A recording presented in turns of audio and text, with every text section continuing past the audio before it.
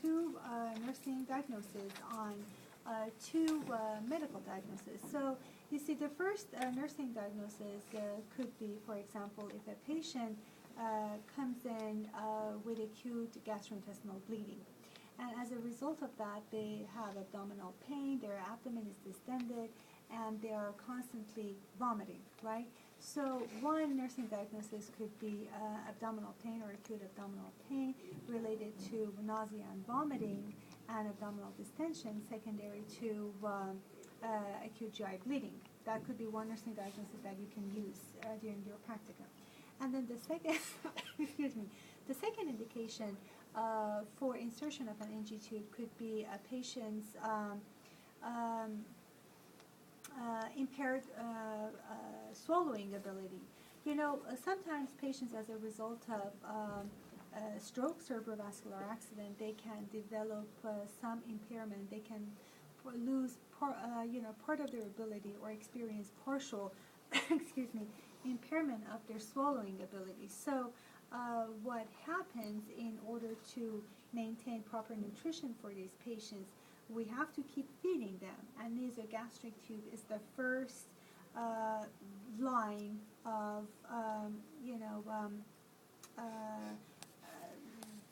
all the devices that we can use to keep these patients well hydrated and in good nutritional status. But excuse me.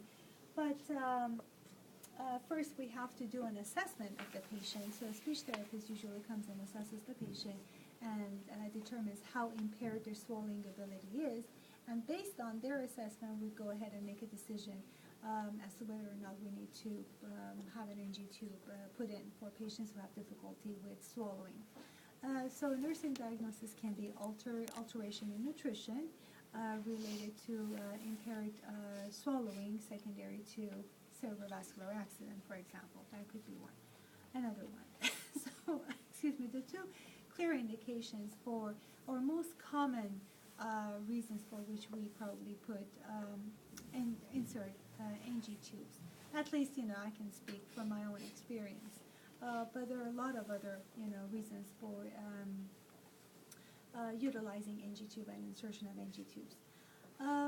So before, now you keep in mind that this is not a sterile, technique. It's not a sterile field, because the food that we put in our mouth is not sterile, right? And we're dealing with the GI system, so that's not a sterile system. So the equipment that you need is not complicated. You basically need an irrigation tray, and this is what it looks like. And when you open it up, you have these containers with the syringe, just like here. It comes with a pad, a dry pad, and an alcohol pad, so you can have that one. And you need to choose the right tubing, the right nasogastric tubing. That's very important. It's imperative that you choose the right size. They vary from 8 French as the smallest one up to 18 French, but 18 French is really large. So usually 8 to 12 is between 8 and 12 are the most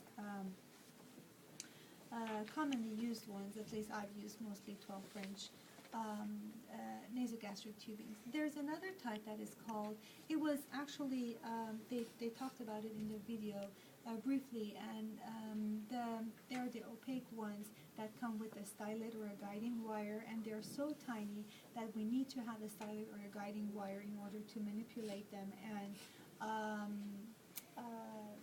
insert them. But then the stylus or the guiding wires make it very easy for the clinicians to insert the tubing. On the other hand, the tubing itself is very tiny, so you have to make sure that you have the proper adapter and equipment to attach the tubing after insertion to either a suction system or to a feeding system, because the opening is very small. And those tubings, the ones that we've been using, they're called Dubhoff, D-U-B-H-O-F-F, and they're very tiny, and usually the stylets are left in place after you insert the tubing. The stylet or the guiding wire is left in place until after an x-ray is done. And as you recall in the video, it was mentioned that x-ray is the best way to verify placement. So going back to the equipment again, so you need your tubing. So here I have, sorry,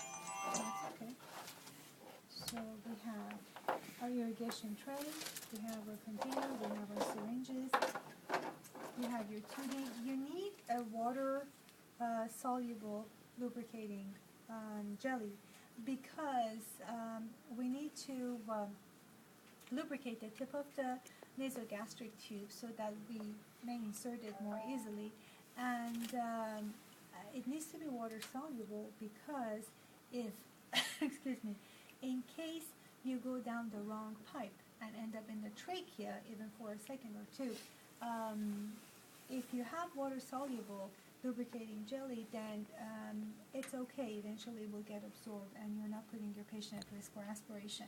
But if it's all oil-based, then you're putting your patient at risk for aspiration and pneumonia. Okay, so let's see. And then we have our tape, we have our basin, we have our towel or linen saver. So, and then you want to cut a few pieces of tape, not this one, but just have it handy.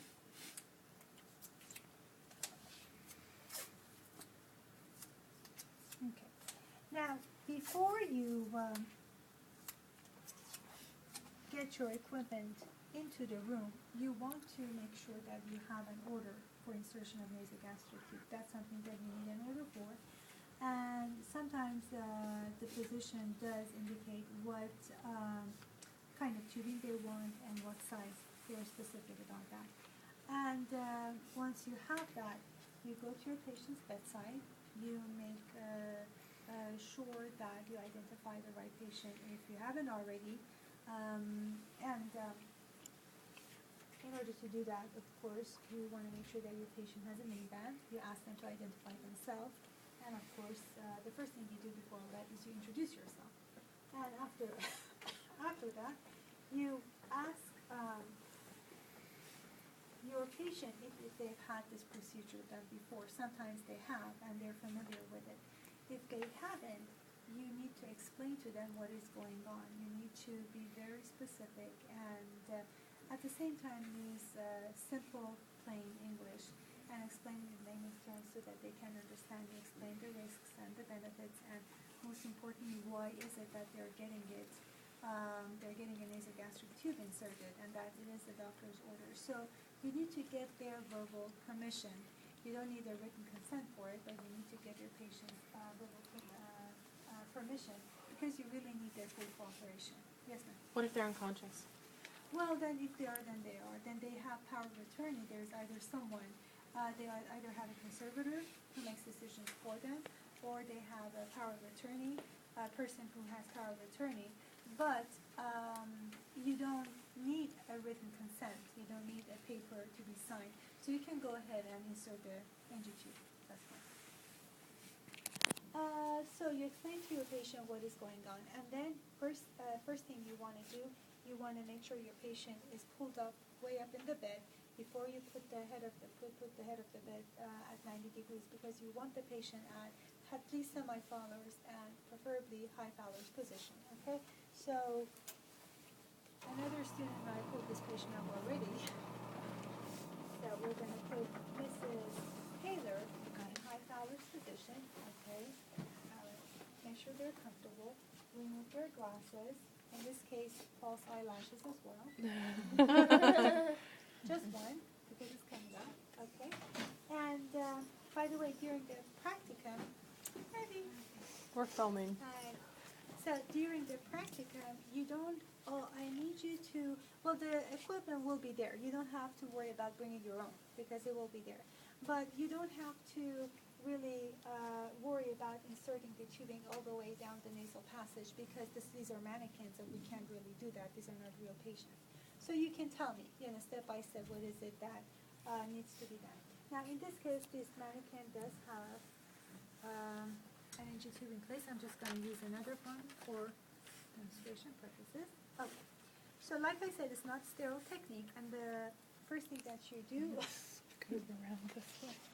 after you get the patient ready, you open up the package to get the first few inches of the tubing wrapped around your hand and to increase flexibility. Okay.